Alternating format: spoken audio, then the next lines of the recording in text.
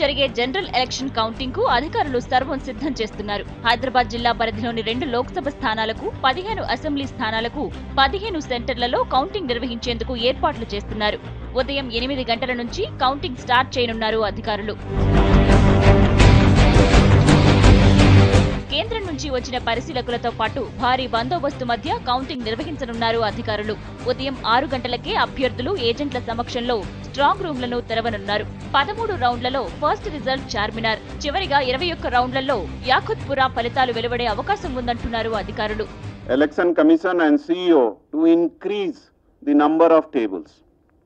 ఇంతకు ముందు మనం అడిగినప్పుడు టోటల్ టేబుల్స్ అంటే ఓన్లీ 14 అంటే 7 for parliament and 7 for assembly పెట్టినప్పుడు it was going to take almost 12 hours. దీనికోసం మన నంబర్ ఆఫ్ టేబుల్స్ మినిమం 12 + 12 అంటే from 14 it has gone to 24 and maximum it has gone to 30. The impact of this is that the minimum rounds which will happen is in Charminar Assembly constituency, where the entire counting will be over in 13 rounds. 13 rounds lo అయిపోయినట్లే it means that in 4.5 hours the total results God willing should be finished in Charminar.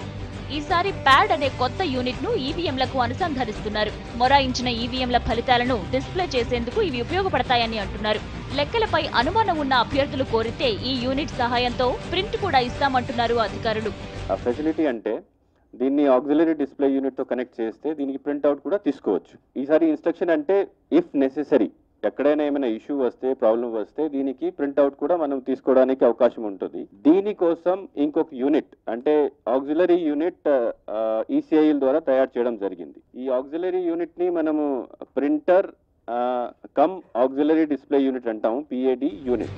ఫలితాలను returning అధికారులే విడుదల చేయబోతున్నారు. ప్రొజెక్టర్లతో results display, అబ్జర్వర్లతో random counting చేయనున్నారు. Counting సెంటర్ల దగ్గర 3 అంచెల భద్రతతో లెక్కింపును ప్రశాంతంగా నిర్వహిస్తామంటున్నారు అధికారులు. సెక్యూరిటీ కూడా బాగా పకడ్బందీగా ఏర్పాటు చేయడం జరుగుతుంది. అంటే 3 లెవెల్స్ ఆఫ్ సెక్యూరిటీ ఉన్నాయి. సో కౌంటింగ్ హాల్ దగ్గర సెంట్రల్ గవర్నమెంట్ ఫోర్సెస్ ఉంటుంది. నెక్స్ట్ లెవెల్లో అక్కడ ఆర్మ్డ్ ఫోర్స్ ఉంటుంది, అంటే స్టేట్ ఆర్మ్డ్ ఫోర్సెస్. దాని తర్వాత ఔటర్ లిమిట్ లో ఎగ్జిక్యూటివ్ పోలీస్ ఉంటుంది. Vehicles etcetera will not be allowed in the area.